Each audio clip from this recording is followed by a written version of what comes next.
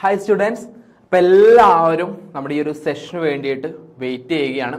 നമുക്കറിയാം നമ്മൾക്ക് ഏകദേശം എല്ലാവർക്കും ഇപ്പോൾ കൊമേഴ്സ് ബാക്ക്ഗ്രൗണ്ടിലുള്ളവർക്കാണെങ്കിൽ സെക്കൻഡ് ഇയറിലും ഇപ്പോൾ BA അല്ലെ ആർട്സ് ബാക്ക്ഗ്രൗണ്ടിലുള്ളവർക്കാണെങ്കിൽ ഫസ്റ്റ് ഇയറിലൊക്കെ ആയിട്ട് വരുന്ന നമ്മുടെ ഒരു പ്രധാനപ്പെട്ടുള്ള ഒരു പേപ്പറാണ് BCOS 185 എന്ന് പറയുന്ന നമ്മളുടെ ഓൺട്രപ്രണർഷിപ്പ് അഥവാ നമ്മളുടെ EDP എന്ന് പറയുന്നത്. നമ്മുടെ കഴിഞ്ഞ വർഷത്തെ അതായത് ഇതിന് മുന്നേ നടന്നിട്ടുള്ള എക്സാമിൽ നമ്മളൊരു പ്രിഡിക്ഷൻ ചെയ്തിട്ടുണ്ടായിരുന്നു. നിങ്ങൾക്കറിയാം ഇഗ്നോ എന്ന് പറയുന്നത് നമുക്ക് എത്ര മാർക്കിനായിട്ടാണ് എക്സാം വരുന്നത്? 100 മാർക്കിന് നടക്കുന്ന എക്സാംസ് ആണ്. ഇപ്പം എല്ലാവരും പെട്ടെന്ന് ജോയിൻ ചെയ്തോളൂ. ഇഗ്നോ എന്ന് പറഞ്ഞാൽ നമുക്കറിയാം 100 മാർക്കിന് നമുക്ക് നടക്കുന്ന എക്സാം ആണ് ഇഗ്നോയ്ക്ക് ഉള്ളത്. അതിൽ നിന്ന് നമുക്ക് വെറും 5 ക്വസ്റ്റ്യൻസ് ആണ് നമ്മൾ ആൻസർ ചെയ്തത്. നമുക്ക് വരുന്നതിൽ 5 ക്വസ്റ്റ്യൻസ് ആണ് നമ്മൾ എന്ത് ചെയ്യേണ്ടത്? ആൻസർ ചെയ്യേണ്ടത്. അപ്പോൾ ഒരു ക്വസ്റ്റ്യൻ നമുക്ക് മനസ്സിലാക്കാം 20 മാർക്കാണ് നമുക്ക് എന്ത് ചെയ്യാനുള്ളത്? ഒരു ക്വസ്റ്റ്യന് നമുക്ക് ഉണ്ടാവുക. ഒരു ക്വസ്റ്റ്യൻ നമുക്ക് 20 മാർക്കായിരിക്കും ഉണ്ടാവുക. 20 മാർക്കിന്റെ 5 ക്വസ്റ്റ്യൻസിനാണ് നമുക്ക് എന്ത് ചെയ്യേണ്ടത്? ആൻസർ ചെയ്യേണ്ടത്. എത്ര ക്വസ്റ്റ്യനിൽ നിന്നാണ്? 8 ക്വസ്റ്റ്യൻസ് നമുക്ക് ഉണ്ടാവും. ഓക്കെ, 8 ക്വസ്റ്റ്യൻസ് നമുക്ക് ഉണ്ടാവും. അതിൽ 5 ക്വസ്റ്റ്യൻസിനാണ് നമ്മൾ എന്ത് ചെയ്യേണ്ടത്? നമ്മൾ ആൻസേഴ്സ് കാര്യങ്ങൾ എഴുതേണ്ടത്. അപ്പൊ നന്നായിട്ട് ശ്രദ്ധിക്കുക. എക്സാം എഴുതാൻ പോകുന്ന എല്ലാവരും നന്നായിട്ട് ശ്രദ്ധിച്ചോളൂ. 20 മാർക്കിന്റെ 5 ക്വസ്റ്റ്യൻസ് ആണ് നമ്മൾ ആൻസർ എഴുതേണ്ടത്. നമുക്ക് 8 ക്വസ്റ്റ്യൻസ് ഉണ്ടാവും. അതിൽ നമുക്ക് ഏറ്റവും അറിയുന്ന 5 ക്വസ്റ്റ്യൻസ് ആണ് നമ്മൾ എഴുതേണ്ടത്. അതായത് നമ്മൾ ഈ ക്വസ്റ്റ്യൻ പേപ്പർ എടുത്ത് കറക്റ്റ് ആയിട്ട് വായിച്ച് എന്തൊക്കെ കാര്യങ്ങളാണ് അതിലുള്ളത്, ഇതിൽ ഏതൊക്കെ എനിക്ക് ഏറ്റവും കൂടുതൽ അറിയാം എന്നുള്ളത് റാങ്ക് ചെയ്യണം. ഈ 8 നമ്മൾ എന്ത് ചെയ്യുക? കറക്റ്റ് ആയിട്ട് ഇത് എനിക്കറിയാം, അങ്ങനെ ഒരു 5 കറക്റ്റ് ആയിട്ട് ഫൈൻഡ് ചെയ്യുക. അത് വേണം നിങ്ങൾ എന്ത് ചെയ്യാൻ എഴുതാൻ വേണ്ടിയിട്ട്. അല്ലാതെ ഫസ്റ്റ് ക്വസ്റ്റ്യൻ കണ്ടു ഇത് കുറച്ച് എനിക്കറിയാം എഴുതി ലാസ്റ്റിലോട്ട് എത്തുമ്പോൾ ഇത് എനിക്ക് നല്ല അറിയുന്ന ക്വസ്റ്റ്യൻ അവിടെ ഉണ്ടാവും. അങ്ങനെ ഒരു മിസ് ഔട്ട് ഉണ്ടാവാൻ പാടില്ല. പിന്നെ നമുക്ക് കുറേ വാരി വലിച്ച് എന്ത് ചെയ്യാവില്ല, എല്ലാ ക്വസ്റ്റ്യനും കൂടി ആൻസർ ചെയ്യുന്നു വേണ്ട. വെറും 5 ക്വസ്റ്റ്യന് നല്ല അടിപൊളിയായിട്ടാണ് ആൻസർ എഴുതേണ്ടത് കേട്ടോ. അപ്പൊ നമുക്ക് എസ്സേ ടൈപ്പിലായിരിക്കും ഒക്കെ വരുന്നത്. അപ്പൊ അതിൻ്റെതായിട്ടുള്ള രീതിയിൽ എന്ത് ചെയ്യണം? കണ്ടിട്ട് വേണം ഓരോന്നിനും ആൻസേഴ്സ് കാര്യങ്ങൾ ചെയ്യാൻ വേണ്ടിയിട്ട്. ഇതേപോലെ നമ്മൾ കഴിഞ്ഞ എക്സാമിൽ നടത്തിയ പ്രിഡിക്ഷനിൽ നമുക്ക് 8 ക്വസ്റ്റ്യൻസിൽ നമ്മളുടെ ഈ ലൈവിൽ ഉണ്ടായിരുന്ന 7 ക്വസ്റ്റ്യൻസും ആണ് നമുക്ക് എന്ത് ചെയ്തിട്ടുള്ളത്? ചോദിച്ചിട്ടുണ്ടായിരുന്നത്. അതുകൊണ്ട് തന്നെ നമ്മുടെ ഈ ഒരു ലൈവ് എന്ന് പറയുമ്പോൾ നമുക്കുള്ള മൊത്തം എല്ലാ യൂണിറ്റുകളും കവറപ്പ് ചെയ്ത് പോകുന്ന തരത്തിലുള്ളതാണ് നമ്മുടെ ക്ലാസ് എന്ന് പറയുന്നത്. അപ്പൊ എല്ലാവരും കേട്ടിരിക്കുക, നന്നായിട്ട് പഠിക്കുക. ജസ്റ്റ് ഒരു 2 ഹവറിന്റെ സെഷൻ ആണ് ഇത്. നിങ്ങൾക്ക് എന്ത് വരും? എക്സാമിന് നന്നായിട്ട് യൂസ്ഫുൾ ആയിരിക്കും. അപ്പൊ നിങ്ങൾ കറക്റ്റ് ആയിട്ട് കേൾക്കുക. അതുപോലെ തന്നെ എജുതാലിമിൽ ഇതേപോലെ എല്ലാ സബ്ജക്ട്സിന്റെ ക്ലാസ്സുകൾ കാര്യങ്ങൾ വരുന്നതായിരിക്കും. അപ്പൊ നിങ്ങൾക്ക് ക്ലാസ്സിൽ കാര്യങ്ങൾ ജോയിൻ ചെയ്യാൻ താല്പര്യം ഉണ്ടെങ്കിൽ താഴെ കാണുന്ന നമ്പറിൽ കോൺടാക്ട് ചെയ്യാം. അല്ല നിങ്ങൾക്ക് ഇനി ക്ലാസ്സുകൾ കാര്യങ്ങളൊക്കെ ലൈവ് ആയിട്ട് വരുന്ന ക്ലാസ്സുകൾക്ക് വേണ്ടിയിട്ട് എജുതാലിമിന്റെ ചാനൽ സബ്സ്ക്രൈബ് ചെയ്തും വെക്കാം. അപ്പൊ നമുക്ക് നമ്മളുടെ എക്സാമിന്റെ ഭാഗത്തിലോട്ട് നമുക്ക് കടക്കാം. 2026 എക്സാമിനേഷനെ ഫോക്കസ് ചെയ്തിട്ടുള്ള ഒരു കോംപ്രഹെൻസീവ് ആയുള്ള ക്വസ്റ്റ്യൻ ആൻസർ ആണ് നമ്മൾ എന്ത് ചെയ്യുന്നത്? ഡിസ്കസ് ചെയ്യാൻ പോകുന്നത്. അപ്പൊ നമുക്ക് അറിയാം നമ്മളുടെ പേപ്പർ EDP അഥവാ ഓൺട്രപ്രണർഷിപ്പ് ആണ്. ഒരു പുതുതായിട്ട് ഒരു ബിസിനസ് അല്ലെങ്കിൽ ഒരു എക്സിസ്റ്റിംഗ് ആയിട്ടുള്ള ഒരു പ്രൊഡക്റ്റിന് എന്ത് ചെയ്യാണ്? നമ്മളൊരു ഇന്നോവേറ്റീവ് ആയിട്ട് അല്ലെങ്കിൽ ഒരു സർവീസ് പുതുതായിട്ട് കൊണ്ടുവരിക അല്ലെ. അങ്ങനെ നമ്മളൊരു പുതിയത് എന്ത് ചെയ്യാണ്? കൊണ്ടുവരുന്നതിനാണ് നമ്മൾ എന്ത് പറയാറുള്ളത്? ഓൺട്രപ്രണർഷിപ്പ് എന്ന് നമ്മൾ പറയാറുള്ളത് അല്ലെ. ഒരു ഓൺട്രപ്രണർ ആണ്. സംതിങ് ന്യൂ ആയിട്ട് അയാൾ എന്ത് ചെയ്തു? കണ്ടുപിടിച്ചു എന്നുള്ളതാണ് നമ്മൾ അതിന് പറയുന്ന പ്രധാനപ്പെട്ടുള്ള ഒരു കാര്യമെന്ന് പറയാം. അപ്പൊ നമുക്കും പഠിക്കാനുള്ള എന്താണ് EDP അഥവാ ഓൺട്രപ്രണർഷിപ്പ് എന്നുള്ളത് നമുക്ക് കറക്റ്റ് ആയിട്ട് നമുക്ക് മനസ്സിലാക്കണം. എന്താണ് ഇതിന്റെ റെലവൻസ്? നമുക്കറിയാം നമ്മളുടെ ഇന്ത്യയിൽ സ്റ്റാർട്ടപ്പ് മിഷനെ എന്ത് ചെയ്യുന്നുണ്ട്? പ്രൊമോട്ട് ചെയ്യുന്നുണ്ട്. അതുപോലെ ഓൺട്രപ്രണർ ബിസിനസ്സുകളെ ഡെവലപ്പ് ചെയ്യാൻ വേണ്ടിയിട്ട് ഒരുപാട് ഇന്ത്യ ഗവൺമെന്റും അതിൽ ഒരുപാട് ലോണുകൾ കാര്യങ്ങൾ പ്രൊവൈഡ് ചെയ്യും. ഇപ്പൊ നമ്മുടെ കേരള ഗവൺമെന്റ് എന്തുണ്ട്? ഒരുപാട് ഇൻഡസ്ട്രി ആയിട്ടുള്ള ലോണുകളും കാര്യങ്ങളൊക്കെ പ്രൊവൈഡ് ചെയ്യും. എന്തിനു വേണ്ടിയിട്ടാണ്? അതായത് ഒരു എക്കോണമിയുടെ ഡെവലപ്മെന്റ് എന്ന് പറയുന്നത് നോട്ട് ഓൺലി എന്തിനു മാത്രമല്ല, കുറെ ജോലി ഉണ്ടാകുന്നതല്ല, നല്ല ബിസിനസ്സുകൾ വന്നാലേ ജോലികൾ ഉണ്ടാവുകയുള്ളൂ, അപ്പോഴേ എക്കോണമി വളരുകയുള്ളൂ. നമ്മൾ ചിന്തിക്കേണ്ട ഒരു കാര്യമുണ്ട്. നമ്മുടെ ജപ്പാന്റെ എക്കോണമി എന്ന് പറയുന്നത് അവർക്ക് അവിടെ പലതരത്തിലുള്ള പ്രശ്നങ്ങൾ അല്ലെ, അവർക്ക് ഇന്റേണൽ ആയിട്ടുള്ള കുറേ പ്രശ്നങ്ങളുണ്ട്. അതിനൊക്കെ അവരെന്ത് ചെയ്യുന്നത്? അതിനൊക്കെ അവര് മറികടന്ന് വരുന്നത് എന്തിനെ ബേസ് ചെയ്തിട്ടാണ്? അവരുടെ ഈ ഒരു ബിസിനസ്സിനെ ബേസ് ചെയ്തിട്ടാണ്, അഥവാ അവരുടെ ഈ ഒരു ഓൺട്രപ്രണർഷിപ്പ് മെന്റാലിറ്റിനെ ബേസ് ചെയ്തിട്ടാണ് അവരെന്ത് ചെയ്യുന്നത്? ഡെവലപ്പ് ചെയ്ത് വരുന്നത്. അപ്പോൾ എന്താണ് ഈ ഓൺട്രപ്രണർഷിപ്പ് എന്നുള്ളത് നമ്മൾ മനസ്സിലാക്കണം. നമ്മൾ ഏതൊരു കാര്യത്തെക്കുറിച്ച് നോക്കുമ്പോൾ ഇത്തരത്തിൽ കുറച്ച് വൈഡായിട്ട് നമ്മൾ ചിന്തിച്ചു കഴിഞ്ഞാൽ നമുക്ക് എക്സാമിന് എഴുതാൻ എന്ത് വേണ്ട, ടെക്സ്റ്റ് ബുക്കിൽ പഠിക്കേണ്ട കാര്യങ്ങളൊന്നും വേണ്ട, നമുക്ക് ഇത്തരത്തിൽ ആലോചിച്ചിരുന്ന് എഴുതാൻ സാധിക്കും. അപ്പോൾ ഓൺട്രപ്രണർഷിപ്പ് എന്താണ് ഒരു ഓവറോൾ ഡെവലപ്പ്, ഒരു എക്കോണമിയുടെ ഓവറോൾ ഡെവലപ്മെന്റിൽ എന്താണ് നമ്മുടെ ഓൺട്രപ്രണർഷിപ്പിന്റെ റെലവൻസ്, അതുപോലെ തന്നെ എന്തൊക്കെ ഫാക്ടേഴ്സ് ആണ് ഓൺട്രപ്രണർഷിപ്പിന്റെ ഡെവലപ്മെന്റിനെ എഫക്റ്റ് ചെയ്യുന്നത്. 3 ക്വസ്റ്റ്യൻസ് ആണ് ഇതിൽ ഇൻക്ലൂഡ് അല്ല, 20 മാർക്കിനാണ് വരുന്നത്. ഇതിൽ ഓൺട്രപ്രണർഷിപ്പ് എന്താന്നുള്ളതിന് 5 മാർക്ക്, എന്തൊക്കെയാണ് അതിന്റെ എന്തെങ്കിലും ഓവറോൾ ആയിട്ട് എക്കോണമിയിൽ വരുന്ന എന്നുള്ളതിന് എന്തായിരിക്കും അതിനും 5 മാർക്ക്, ഇതിന് ഫാക്ടേഴ്സിന് 10 മാർക്ക്. ഇങ്ങനെയാണ് ഇതിന്റെ മാർക്കിംഗ് സ്കീം എന്ന് പറയുന്നത്. അതായത് ബ്രാക്കറ്റിൽ നമുക്ക് എങ്ങനെ 5 + 5 + 10, ചിലപ്പോൾ ഇങ്ങനെ ആയിരിക്കും 5 + 10 + 5. എങ്ങനെ ആകുമ്പോൾ ഇപ്പൊ നമുക്ക് 5 എന്ന് പറഞ്ഞാൽ 5 മാർക്ക്. അപ്പോൾ ഓൺട്രപ്രണർഷിപ്പിൽ 5 മാർക്കിന്റെ രീതിയിൽ നമ്മൾ എഴുതിയാൽ മതി. എന്താണ് ഓവറോൾ എക്കോണമിയിൽ ഡെവലപ്പ് ചെയ്യുന്നതിന്റെ റെലവൻസ് എന്ന് ചോദിക്കുമ്പോൾ അത് 10 മാർക്കിന് അങ്ങനെ എഴുതണം. എന്തൊക്കെ ഫാക്ടേഴ്സ് ആണ് എഫക്ട് ചെയ്യുമ്പോൾ അത് 5 മാർക്കിന്, അപ്പൊ 5 മാർക്കിന്റെ രീതിയിൽ എഴുതണം. അതായത് അറിയുന്നു ഇപ്പോൾ ഓൺട്രപ്രണർഷിപ്പിനെ കുറിച്ച് കുറെ അറിയാം, അതിനെക്കുറിച്ച് ഒരു 4 പേജ് എസ് എഴുതുക എന്നല്ല, എന്താണ് ചോദ്യം എന്ന് മനസ്സിലാക്കി അതിനനുസരിച്ച് വേണം നമ്മൾ എന്ത് ചെയ്യണം, ഓരോന്നിനും ആൻസേഴ്സ് കാര്യങ്ങൾ എഴുതാൻ വേണ്ടിയിട്ടോ. അത് പ്രത്യേകം ശ്രദ്ധിക്കാം. അപ്പോൾ എന്താണ് എന്നുള്ളത് നമുക്ക് നോക്കാം. അപ്പോൾ ഓൺട്രപ്രണർഷിപ്പ് എന്ന് പറഞ്ഞാൽ എന്താണ്? It is the process of identifying business opportunity and organizing resources, taking risk and creating a new venture to earn profit and value to the society. ലാഭം ഉണ്ടാക്കാൻ വേണ്ടി തന്നെയാണ് നമ്മൾ ബിസിനസ് സ്റ്റാർട്ട് ചെയ്യുന്നത് അല്ലേ. അപ്പൊ ബിസിനസ് എന്ന് പറഞ്ഞാൽ എന്താ, അല്ലെങ്കിൽ ഓൺട്രപ്രണർഷിപ്പ് എന്ന് പറഞ്ഞാൽ എന്താ? It is the process of identifying business opportunity. എന്താ ഐഡന്റിഫൈ ചെയ്യുന്നത്? Business opportunity. എങ്ങനെ എന്തൊക്കെ ചെയ്യുന്നുണ്ട്?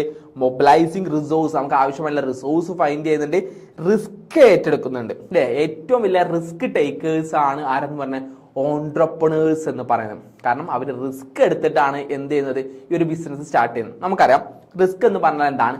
അൺസെർട്ടനിറ്റി എന്ന് പറയും. നാളെ അല്ലെങ്കിൽ അടുത്ത നിമിഷം എന്ത് നടക്കുമെന്ന് നമുക്കറിയില്ല. നമ്മളൊരു പുതിയ ബിസിനസ് തുടങ്ങുന്നു, ഇത് സക്സസ് ആവാം, സക്സസ് ആവാതിരിക്കാം. നമുക്കറിയാം ഏത് പ്രശസ്തമായുള്ള ആൾക്കാരെ ബിസിനസ്മാൻ നോക്കിയാലും അവർക്ക് ഒരുപാട് എന്ത് ചെയ്തിട്ടുണ്ടാവും, ഫെയിൽഡ് ആയിട്ടുള്ള ബിസിനസ്സുകൾ ചെയ്തിട്ടുണ്ടാവും. പല സമയത്ത് അവർക്ക് റിജക്ഷൻസ് നേരിട്ടുണ്ടാവും. അപ്പൊ അത്തരത്തിൽ എന്തായിരിക്കും, ഫെയിൽഡ് ആയിട്ടുള്ള ഒരു റിസ്ക് ഉണ്ടാവും. അതായത് എന്ത് വേണമെങ്കിലും സംഭവിക്കാം. ചിലപ്പോൾ 100 കോടി നഷ്ടം വരാം, സ്വാഭാവികമാണല്ലേ. അപ്പൊ ആ റിസ്ക്, ആ കാൽക്കുലേറ്റഡ് റിസ്ക് ഏറ്റെടുത്തവരാണ് ഓൺട്രപ്രണേഴ്സ് എന്ന് പറയുന്നത്. അവരെന്ത് ചെയ്യാണ്, ഒരു പുതിയ പ്രൊഡക്റ്റ് അല്ലെങ്കിൽ ഒരു സർവീസ് അല്ലെങ്കിൽ ഒരു വെഞ്ചർ ക്രിയേറ്റ് ചെയ്യണം. എന്തിനാണ്? ഒരു വാല്യൂ ക്രിയേറ്റ് ചെയ്യുക, പ്രോഫിറ്റ് ക്രിയേറ്റ് ചെയ്യുക, ആ സൊസൈറ്റിക്ക് ഒരു ഇമ്പാക്ട് ഉണ്ടാക്കുക എന്നുള്ളതായിരിക്കും അവരുടെ ലക്ഷ്യം എന്ന് പറയുന്നത്. ഇതാണ് ഓൺട്രപ്രണർഷിപ്പ് എന്ന് പറയുന്നത്. ഇതിൽ എന്തൊക്കെ ഉണ്ടാവും?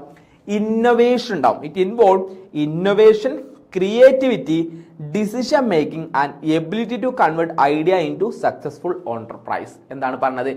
ഇന്നോവേഷൻ എവിടെയുണ്ട്? നമ്മളുടെ ഓൺട്രപ്രണർഷിപ്പ് പുതുതായിട്ട് സംതിങ് ന്യൂ ആയിട്ടുള്ളതാണ് വരുന്നത്. പിന്നെ ക്രിയേറ്റിവിറ്റി ഉണ്ട്, ഡിസിഷൻ മേക്കിംഗ് കപ്പാസിറ്റി ഉണ്ട്. അതുപോലെ തന്നെ നമ്മൾ എന്ത് ചെയ്യാണ്, ഒരു ഐഡിയ നമുക്ക് കിട്ടിയിട്ടുണ്ടെങ്കിൽ അതിനെ സക്സസ്ഫുൾ ആയിട്ട് നമുക്ക് എന്ത് ചെയ്യാണ്, ഒരു ബിസിനസ് ആക്കി മാറ്റുകയാണ് നമ്മൾ ഓൺട്രപ്രണർഷിപ്പിലൂടെ ചെയ്യുന്നത്.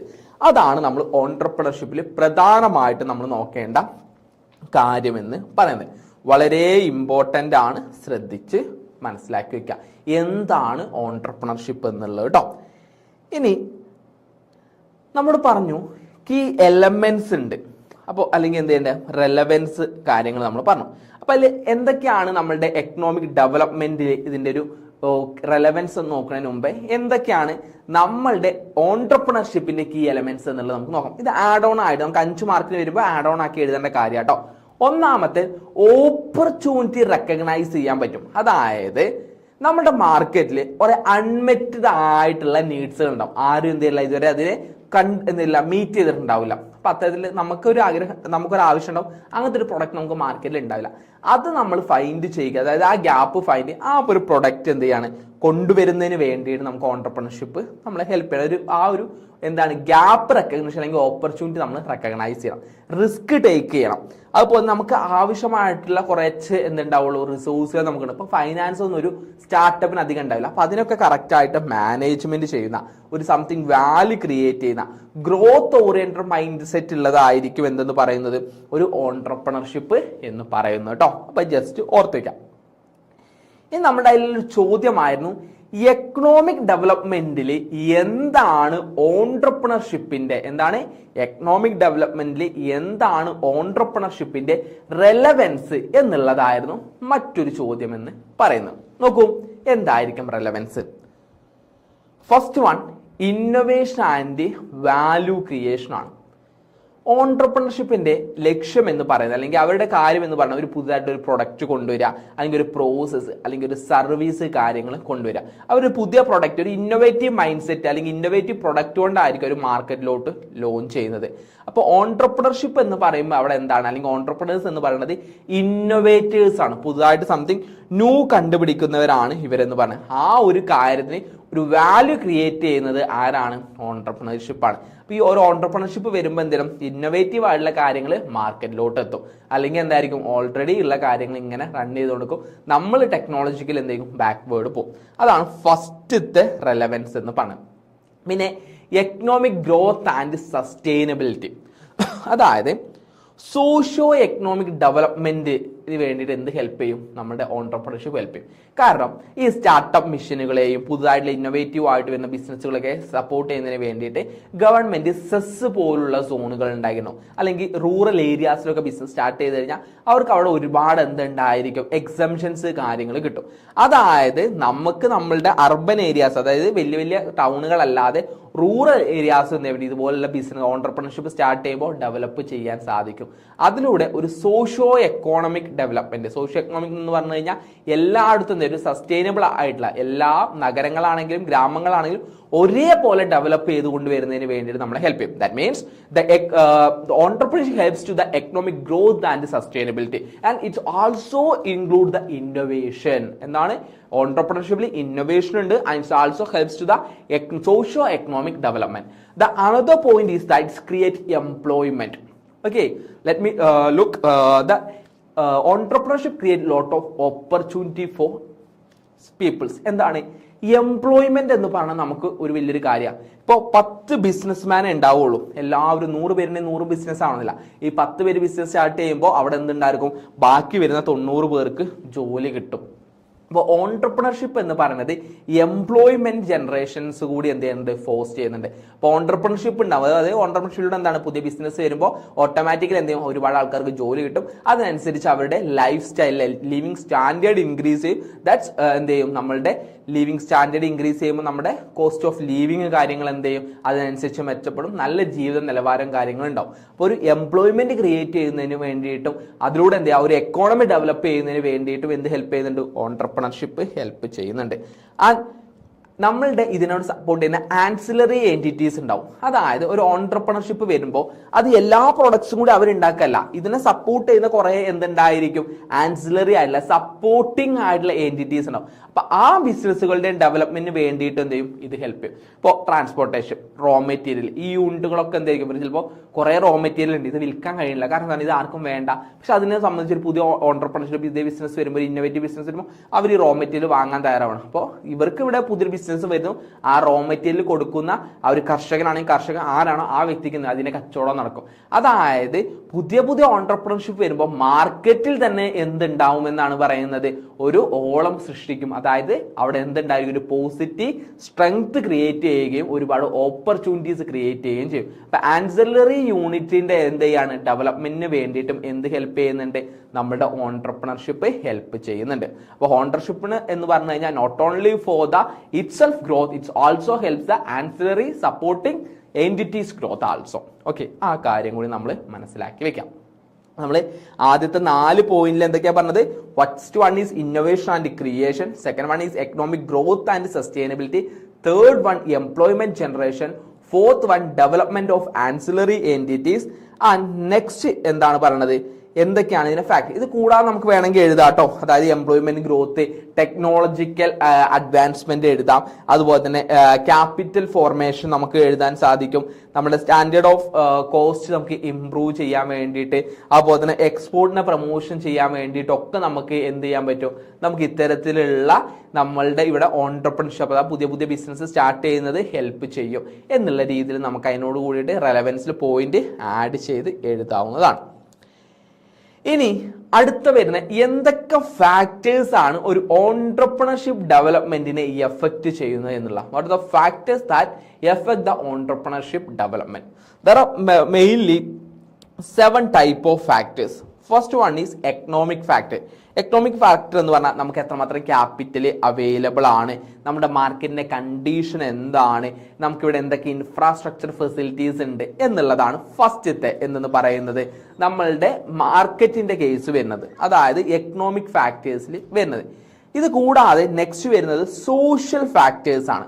സോഷ്യൽ ഫാക്ടേഴ്സ് എന്ന് പറഞ്ഞാൽ സൊസൈറ്റിയുടെ കാര്യങ്ങളാണ് അതിൽ വരുന്നത്.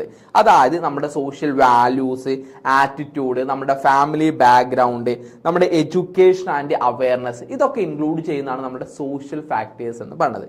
മൂന്നാമത് വരുന്നത് സൈക്കോളജിക്കൽ ഫാക്ടേഴ്സ്. സൈക്കോളജിക്കൽ ഫാക്ടേഴ്സ് എന്ന് പറഞ്ഞപ്പോൾ നമ്മളുടെ ഒരു വ്യക്തിയുടെ പേഴ്സണൽ ആയിട്ടുള്ള ഇൻഡിവിജ്വൽ ട്രൈറ്റ് ആണ്. അത് ചിലപ്പോൾ അയാളുടെ എന്തായിരിക്കാം, റിസ്ക് ടേക്കിംഗ് ബിഹേവിയർ ആയിരിക്കാം, അയാൾക്ക് ഒരു കാര്യം അച്ചീവ് ചെയ്യണം എന്നുള്ള ആ ഒരു നീഡ് ആയിരിക്കാം, സെൽഫ് കോൺഫിഡൻസ് ആയിരിക്കാം. ഇതൊക്കെയാണ് എന്തിനെ എഫക്ട് ചെയ്യുന്നത്, നമ്മുടെ ഒരു ബിസിനസ്സിനെ അല്ലെങ്കിൽ ഒരു ഓൺട്രപ്രണർഷിപ്പ് ഡെവലപ്പ് ചെയ്യുന്നതിനെ എഫക്ട് ചെയ്യുന്ന ഫാക്ടേഴ്സ് എന്ന് പറയുന്നത്. മറ്റൊന്ന് നമ്മുടെ എൻവയോൺമെന്റൽ ഫാക്ടേഴ്സിൽ വരുന്ന പെസ്റ്റ് ഫാക്ടേഴ്സ് ആണ്. അഥവാ അതിൽ ഒന്നാമത്തെ ആണ് പൊളിറ്റിക്കൽ ആൻഡ് ലീഗൽ ഫാക്ടേഴ്സ് എന്ന് പറയുന്നത്. പൊളിറ്റിക്കൽ ഇൻഫ്ലുവൻസ്, നമുക്ക് നമ്മളുടെ ലീഗൽ ആൻഡ് പൊളിറ്റിക്കൽ എൻവയോൺമെന്റിൽ വരുന്ന എല്ലാ ചേഞ്ചസും എന്തിനെ എഫക്ട് ചെയ്യും, ഒരു ബിസിനസ്സിനെ എഫക്ട് ചെയ്യും. ഇപ്പൊ നമുക്ക് ഇവിടെ ഒരു സ്റ്റാർട്ടപ്പ് മിഷൻ ഒക്കെ രജിസ്റ്റർ ചെയ്യുന്നത് ഭയങ്കര കോംപ്ലിക്കേറ്റഡ് ആണെന്നുണ്ടെങ്കിൽ അത് അവിടെ എന്തായിരിക്കും, നമ്മളുടെ ഇപ്പൊ കേരളത്തിലാണെങ്കിൽ കേരളത്തിൽ ആ ഒരു ബിസിനസ് സ്റ്റാർട്ട് ചെയ്യാതിരിക്കാൻ വരെ കാരണമാവും. അപ്പൊ അതാണ് പറഞ്ഞത്, ലീഗൽ എൻവയോൺമെന്റിനും എന്തുണ്ട്, കൃത്യമായിട്ടുള്ള ഇൻഫ്ലുവൻസ് ഉണ്ട് ഒരു ഓൺട്രപ്രണർഷിപ്പ് സ്റ്റാർട്ട് ചെയ്യുന്നതിന് വേണ്ടി. കൂടാതെ ഗവൺമെന്റിന്റെ പോളിസീസ്, നമ്മുടെ ടാക്സേഷൻ, അതിന്റെ റിക്വയർമെന്റ്സ് കാര്യങ്ങൾ, അതുപോലെ തന്നെ നമ്മുടെ പൊളിറ്റിക്കൽ സ്റ്റെബിലിറ്റി. ഒരു ഗവൺമെന്റ് കാര്യങ്ങൾ എന്ത് ചെയ്യുക, ഓരോ മാസം ഇങ്ങനെ മാറിക്കൊണ്ട് നിൽക്കുകയാണെങ്കിൽ പൊളിറ്റിക്കൽ ഇൻസ്റ്റെബിലിറ്റി ആണെന്നുണ്ടെങ്കിൽ നമുക്കൊരു ബിസിനസ് സ്റ്റാർട്ട് ചെയ്യാൻ. കാരണം എ എന്ന് പറയുന്ന ആള് പറയാണ് ആ ബിസിനസ് ഒക്കെ വളരട്ടെ, അടുത്ത മാസം ബി എന്ന് പറയുന്ന ആൾ വന്നു, അങ്ങനെയാണെന്നുണ്ടെങ്കിൽ കാർഷിക മേഖലയൊക്കെ വളരട്ടെ. അപ്പൊ ഇതിങ്ങനെ പറയുമ്പോൾ എന്ത് ചെയ്യുക, അങ്ങോട്ടും ഇങ്ങോട്ടും ഇങ്ങനെ വരും. അപ്പൊ സ്റ്റെബിലിറ്റി ആയിട്ട് ഒരു ഗവൺമെന്റ് നിന്ന് പോവുകയാണെങ്കിലാണ് എന്ത് ചെയ്യുക, കൂടുതലായിട്ടും ബിസിനസ് കാര്യങ്ങൾ സ്റ്റാർട്ട് ചെയ്യുക. കാരണം അവരുടെ ആ ഒരു നയങ്ങൾ എന്ന് പറയുന്നത് നമുക്ക് കാണാൻ പറ്റും. ഇപ്പോൾ നിങ്ങളൊക്കെ സ്റ്റോക്ക് മാർക്കറ്റ് ഒക്കെ നോക്കുന്നവരാണെങ്കിൽ മനസ്സിലാവും, ഓരോ ഇലക്ഷന്റെ റിസൾട്ട് നമ്മുടെ സ്റ്റോക്ക് മാർക്കറ്റിൽ നല്ല രീതിയിൽ എന്ത് ചെയ്യുന്നുണ്ട്, എഫക്ട് ചെയ്യാറുണ്ട്.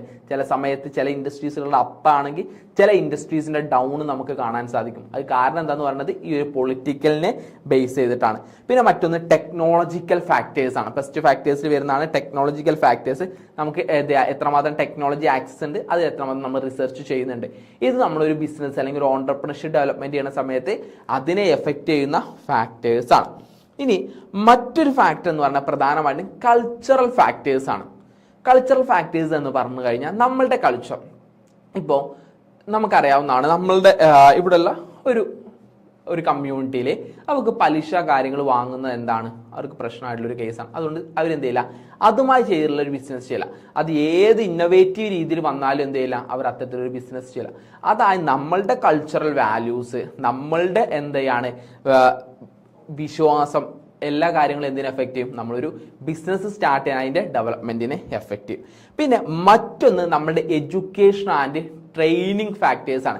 നമുക്ക് എത്രമാത്രം ഓൺട്രപ്രണർഷിപ്പ് എഡ്യൂക്കേഷൻ കിട്ടിയിട്ടുണ്ട്, നമുക്ക് എത്രമാത്രം EDP ഡെവലപ്മെന്റ് സ്കില്ലുകൾ നമുക്ക് ഉണ്ട്, അതിന്റെ ഏതൊക്കെ പ്രോഗ്രാംസിലൊക്കെ നമ്മൾ പങ്കെടുത്തിട്ടുണ്ട്, അതിൽ നിന്ന് നമുക്ക് എന്തെങ്കിലുമൊക്കെ നോളജ് കിട്ടിയിട്ടുണ്ടോ, ഇതൊക്കെ എന്ത് ചെയ്യും, ഒരു ബിസിനസ് അല്ലെങ്കിൽ ഒരു ഓൺട്രപ്രണർഷിപ്പ് ഡെവലപ്മെന്റ് ചെയ്യുന്നതിനെ എഫക്ട് ചെയ്യുന്ന ഇമ്പോർട്ടന്റ് ആയിട്ടുള്ള ഫാക്ടേഴ്സ് ആണ്. നമ്മൾ ഹെഡിങ് മെയിൻ ആയിട്ട് പഠിച്ചു കഴിഞ്ഞാൽ എക്കണോമിക് ഫാക്ടേഴ്സ് ഉണ്ട്, സോഷ്യൽ ഫാക്ടേഴ്സ് ഉണ്ട്, സൈക്കോളജിക്കൽ ഫാക്ടേഴ്സ് ഉണ്ട്, പൊളിറ്റിക്കൽ ആൻഡ് ലീഗൽ ഫാക്ടേഴ്സ് ഉണ്ട്, ടെക്നോളജിക്കൽ ഫാക്ടേഴ്സ് ഉണ്ട്, കൾച്ചറൽ ഫാക്ടേഴ്സ് ഉണ്ട്, എഡ്യൂക്കേഷൻ ആൻഡ് ട്രെയിനിങ് ഫാക്ടേഴ്സ് ഉണ്ട്. ഈ കാര്യങ്ങളെ കറക്റ്റ് ആയിട്ട് എന്ത് ചെയ്യണം, പഠിച്ചു വെക്കണം കേട്ടോ. അപ്പൊ അത് തന്നെയാണ് നമ്മൾ ഇവിടെ പറയുന്നത്. അപ്പൊ അത് കറക്റ്റ് ആയിട്ട് നോക്കാം. അപ്പൊ ഇത്രയും കാര്യങ്ങൾ എഴുതുമ്പോഴാണ് നമുക്ക് 20 മാർക്ക് നമുക്ക് എന്ത് ചെയ്യാൻ പറ്റുക, സ്വന്തമാക്കാൻ സാധിക്കുക. അപ്പൊ എന്താണ് ഓൺട്രപ്രണർഷിപ്പ്, എന്താണ് ഒരു എക്കോണമി ഓവറോൾ ഡെവലപ്മെന്റ് ചെയ്യുന്നതിൽ ഓൺട്രപ്രണർഷിപ്പിന്റെ റെലവൻസ്, എന്തൊക്കെ ഫാക്ടേഴ്സ് ആണ് ഓൺട്രപ്രണർഷിപ്പ് ഡെവലപ്മെന്റിനെ എഫക്ട് ചെയ്യുന്നത്, ഇത്രയും കാര്യങ്ങൾ നമ്മൾ എന്ത് ചെയ്യണം, കറക്റ്റ് ആയിട്ട് പഠിച്ച് വെക്കണം.